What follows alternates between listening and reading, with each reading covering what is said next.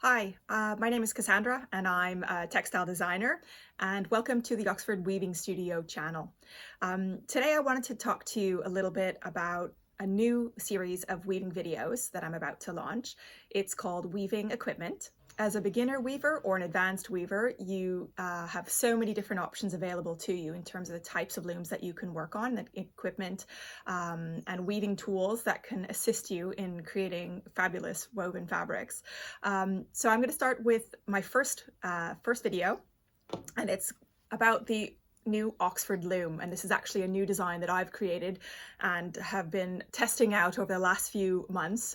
It's been a project that started almost a year ago, so I'm excited to share you this new design, and we're going to go through different features on the loom that can help you to work out why this is a great value loom and how you can use it to create fabulous woven projects all in a small size. So let's get started. Hi, I'm Cassandra, and thanks for joining me for this tutorial on how to use the Oxford loom. Now, this Oxford loom is a new design, as I mentioned in the sort of the brief introduction. It's a new design that I've been working on for quite some time. Lockdowns have made it very difficult for me to try and get prototypes, source suppliers who would be able to source their own materials to create the looms, and actually just finding the time to, with lockdowns, to try and actually get the first prototype made. So I'm really excited to share this new loom. If you've been following me for a little while, my previous loom, and actually I'll show you that one here, my previous loom is almost the same design. So I didn't depart too far from the original design, and the reason I didn't do this is because I love the slick, sort of clean look of the design, and I especially love the spacing that is original to my loom. So can you see here, we've got our little notches with our little grooves where our warp sits. This is very similar, of course, to every other frame loom on the market, except that the spacing that I've created with my looms is much finer. So the spacing in between makes a difference for the type of weaving you want to do, type of projects you want to weave. So that's standard on my new loom, the Oxford loom. It's set so that you can space your warp starting from 2 to 4 to 8 to even to 16 ends per inch. And what that means in terms of, you know, the width of how you set up your loom, I'm going to just give you a couple of examples. This one here is actually set up finer at 8 ends per inch, and you're starting to get a really nice finer cloth. This is not the super chunky textiles that you get normally for tapestries, and that's because for me, this is my style of weaving. This is what I weave on my floor and my hand looms, and if you're new to all of those types of looms, don't worry, there'll be more videos and explaining what the difference is and how you can get your style of weaving to execute best on which type of loom you're working on. But that is essentially 8 ends per inch, and I'm going to quickly grab another sample for you. And here we have a sample that is actually set up at 4 ends per inch. So this is a little bit wider, and if you can see if we can find a way to compare the two almost. If you can see where the white strings are, and I'll lift this up a little bit closer, they are pretty much half of what you can see with the blue, dark blue. So again, this is set up at 8 ends per inch, and you only see 4 of them at the moment because the other 4 are behind. They're at the bottom of the cloth. But here you can clearly see that there's 2 at the top and 2 more at the other side, so that's 4 ends per inch. So if you can just, you know, imagine the difference between the fineness of this cloth, it's very different. So this loom allows you to weave both wider set warps, which is great for tapestries and designs where you cover most of the warp, whereas if you go up to 8 and 16, and I'll show you another video exactly how to set that up, you will actually get a much finer cloth. And that's more classic hand weaving. So if you don't know what kind of weaver you are yet, and you don't know what your style of weaving, this loom enables you to work that out. By trying different setups with different warp yarns, you can start to really hone in on what kind of weaver you are and what you enjoy and what look you like from your cloth. So that's one of the main things, is the spacing is unique to both of my looms, the original loom and now this new Oxford loom. Now, the loom is actually going to be available in 2 sizes. This is my lap loom. So if I move a little bit closer, you can actually sit with your loom on your lap. Lean it against your lap. You can just make that out over here in the video, but I'm essentially sitting down with it, leaning on my lap. So this is what we call a lap loom. That's great if you want to be able to use that in small spaces, so it's really a good size to work with, but it still gives you a large enough size that you can create most things. So this is the sample for a scarf. You can actually weave a scarf on this, and we'll get to that in a minute, but essentially the width of the loom is perfect for creating small projects like lavender sachets or scarves. Wall hangings, of course, are always very popular, and even when we get started with this loom, I can show you how to weave a lampshade on it, lampshade ring. So, I mean, it's pretty exciting. So yeah, this is a great size for all those projects. So I don't know if you're familiar with clamps, but these clamps are really fantastic for lots of uses. I use these clamps actually for creating the scarf design. So that's one really positive thing you can use with these clamps. But you can also, and actually if I rotate the camera this time a little bit, and hopefully my setup all doesn't fall apart, but if I've just rotated it around to you a little bit, you can sit this on your lap, like I said before, so you can have it as a lap loom, or you can actually use clamps and clamp your loom down to the edge of your table, like so. If I grab the other one.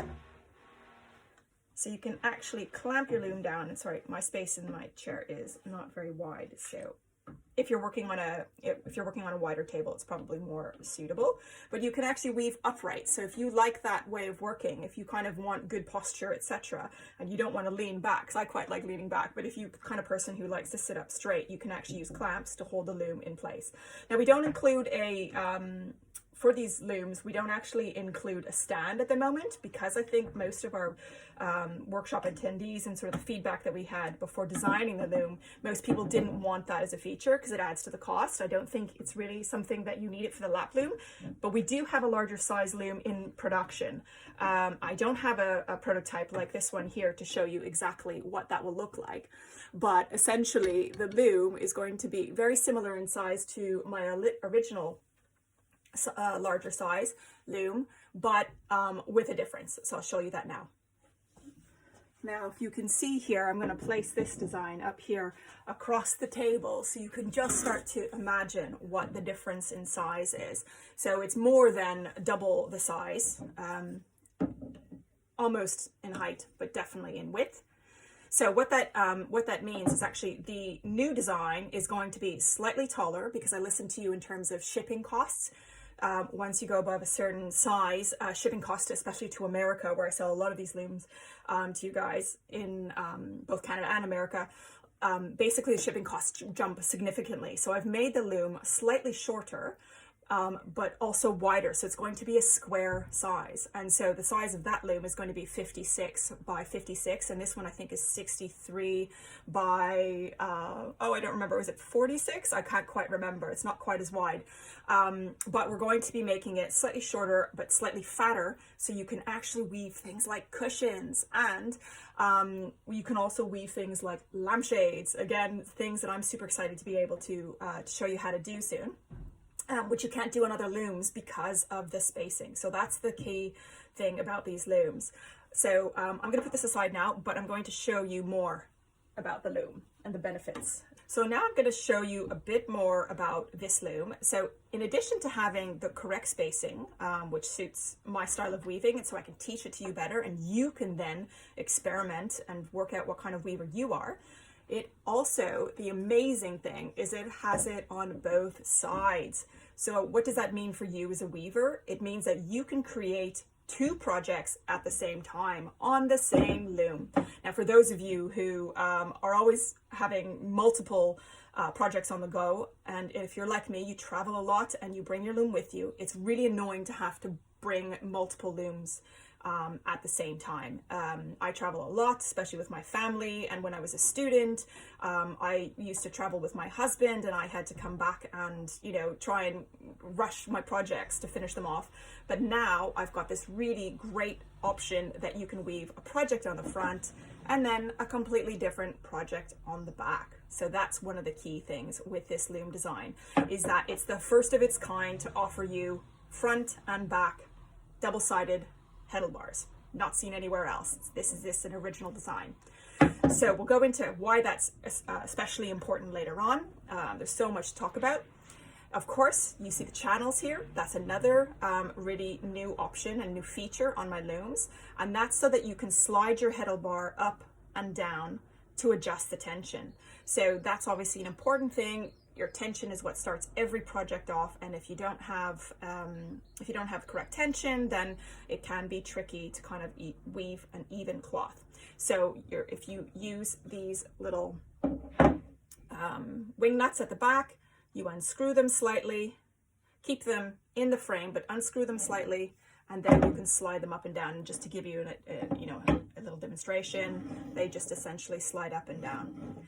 And since I have this extra Heddle bar here, I'm going to show you what it's like if you were to loosen them up and tighten this down further. So you can actually place your top Heddle bar, slide it all the way down so that you have it in position here. And the advantage of that is that you have a much smaller space to set up a new project, so you don't have to waste yarn. And I'm a huge fan of not wasting yarn. So by having your loom adjustable to anywhere you want, you can in advance work out, okay, I want to make a lavender sachet and I want it this big. That's fantastic. I can set up my warp, and then I can have a nice small size without wasting extra warp, because otherwise you have to set up the whole length of your loom and you're only going to be weaving a small square, and that's wasteful. So my new design, loosen up the wing nuts, slide it down into whatever position you want, and then it makes it possible for you to make different size projects. Again, the small loom has this feature, as does the large loom. The new larger loom, because it's so much bigger, it actually has 2 channels. So if you can imagine this being the big loom, it'll have a channel at the top, you'll have a space of solid wood for a bit, and then you'll have another deep channel. And that will mean on your large loom, you will also have that same capability to change your position of your Heddle bar to make it smaller. So if you decide, right, I want the big whiz-bang loom to get everything, be able to weave anything on the larger size loom, and the size doesn't bother me, then you can still use your Heddle bar and make it smaller so you could weave projects this size, which on a big loom, this seems like a small size. So both looms are super for adjustable Heddle bars, weaving smaller projects, and it makes it really versatile. I will talk to you about the extra Heddle bar. Now, there are many designs of looms out there that actually have what they call a rotating Heddle bar. And that's the type of Heddle bar that actually has notches on the sides, so that when you rotate the bar while you have your warp set up, it raises or lowers the warp as you go. Now, in truth, I'm not really a huge fan of Heddle bars because I think it's very limiting. It only allows you to feed all the warp ends, every single one that you've set up has to go in the Heddle bar if you're going to use it. And the only thing it does is plain weave. Rotates the odd numbers and then the even numbers, and back and forth. Now, if you're a fan of plain weave and that's all you're really going to do, and you're not really experimenting with other types of setups, then that's totally fine. I can see the total advantage of doing that. But my loom is designed for you to be as creative as possible, to open up all the possibilities. I don't want just simple cloth. If you want to do patterns, if you want to do textures, if you want to change from plain weave to a twill in an easy fashion. So a Heddle bar, rotating Heddle bar, isn't that beneficial in my opinion. However, having a second Heddle bar is. So these are all sort of more advanced techniques. Well, there's 2 reasons why you might purchase our extra Heddle bar. So as standard, the loom comes with 2, so that it makes it easy for you to already, like I said before, have 2 projects on the go.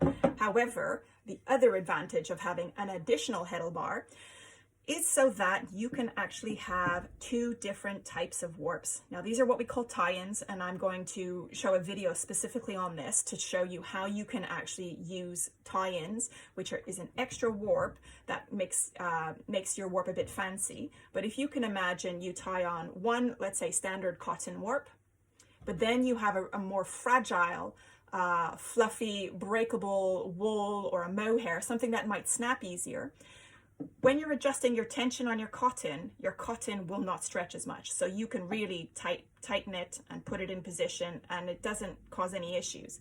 But if you have that wound and warped onto the same Heddle bar, as you stretch that, you could actually snap your more fragile yarns. So having like a stripe of these soft mohair yarns means that the chances are you might break them. So if you have an additional Heddle bar, you can set up your warp with your cotton first, add in your mohair, set up your mohair warp, and adjust the tension for each of them separately so that you're not messing with it. And you can still put both of them on the bottom, because the bottom doesn't matter. So you set them both up on the bottom of the frame, but at the top will enable you to get the correct tension.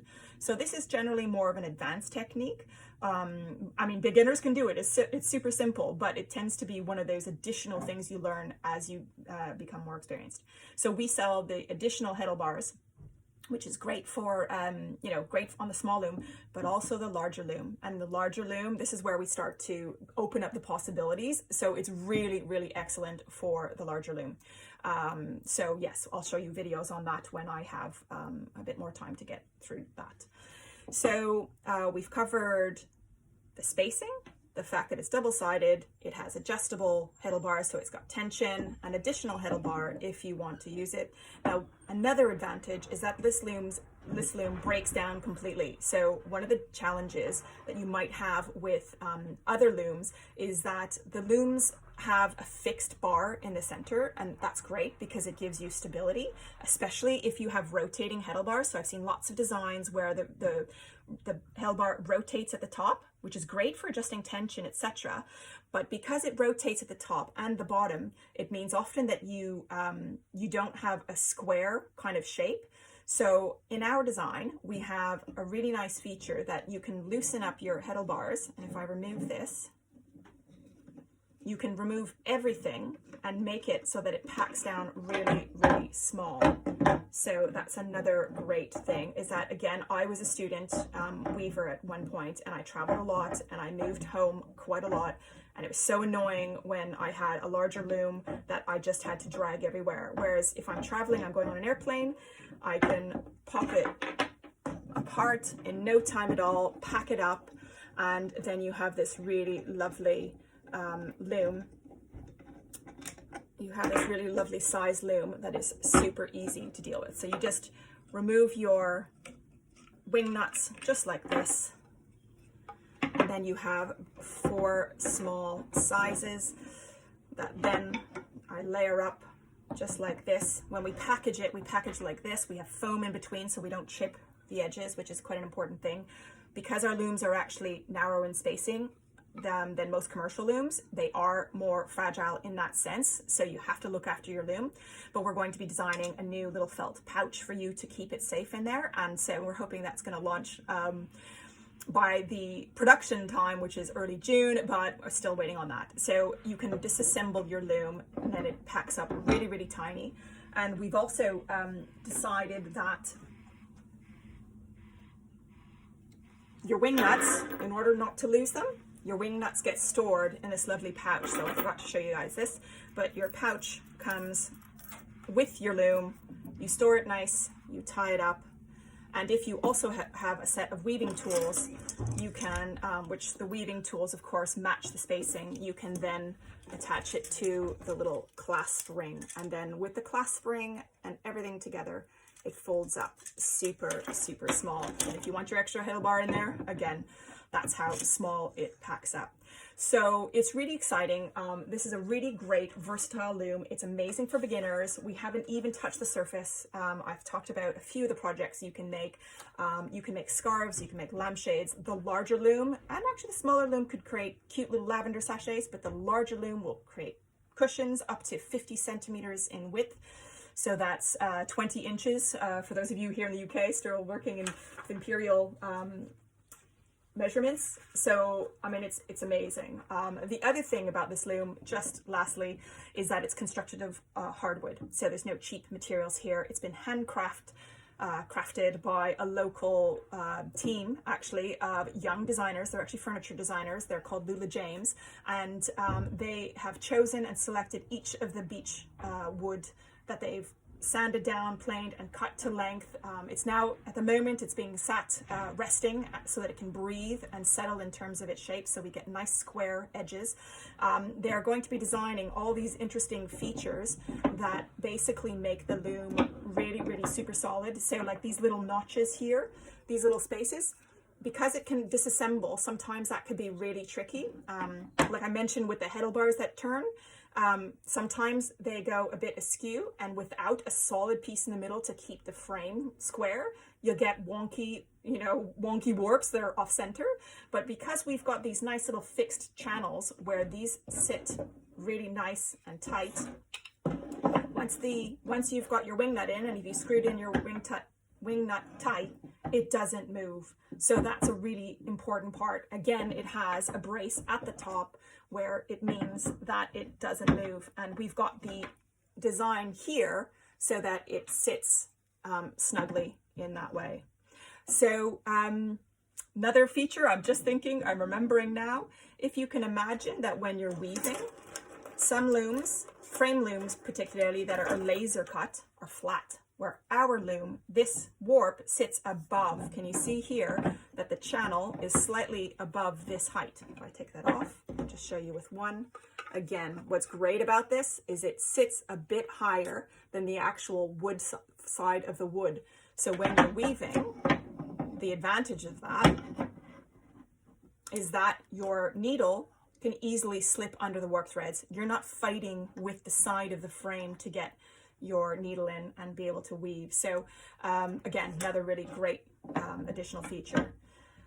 So I think I've covered just about everything in this brief tutorial. There are still things that I know that I'm going to think later and think, oh, I should have told you about this, that, and the other, but you'll see them in the videos. I'll go through step by step how to set up a warp for a scarf, how to, adjust your loom so that you can create a smaller project, what the benefits are of having two double-sided Heddle bars, weaving a project in the front, weaving the project in the back. And also for advanced weavers, that means double cloth. And I'm not going to scare you now, because double cloth is a technique that is generally reserved for hand looms and hand weavers, but you can do it on this loom, and I'll show you how in another video coming up very soon. So thank you so much for taking the time to listen. I hope you found it useful. I know that I'm promoting my own product, but I really believe that this is one of the best designs out there, and you'll get so much use out of it. It's such a good value loom. It's more expensive than the ones you'll see, than some of them on the market, but given its versatility between being a frame loom and essentially like a table loom, the cost is insignificant. It's so much less than if you had to invest in both the frame loom and then decided you wanted even a rigid Heddle loom in a few weeks. The cost of a rigid Heddle loom, you can do everything on that. And here, you can do it on this loom, and I will show you how. So thanks a lot. If you have questions, please pop it in the comments below. I'll send you the link when it's up on the website, which should be imminent. So I will be showing you and promoting this loom. I do sell all the tools that go with it. So the spacing is unique. You've got your all the different tools, and I'll go through my tool sets in another video, but this is a great loom, and we're having a promotion, a pre-launch price next weekend. So yeah, so just keep your ears out, sign up for and subscribe to my newsletter, because I'll let my newsletter subscribers know first. But if you are keen to get your hands on this loom at a better price than when it's launched in beginning of June, then yeah, I really encourage you to do so. So thank you so much. I really appreciate you taking the time. If you like this YouTube video or you want to learn more, I am setting up a whole bunch of new videos. They are scheduled to be launching over the next few months. Everything covering weaving techniques, weaving equipment, weaving, just basic weaving knowledge, materials knowledge. That's another thing, a set of videos that I have scheduled in. So please follow along, like this video, and subscribe to the channel. Thanks again. I'm Cassandra from the Oxford Weaving Studio.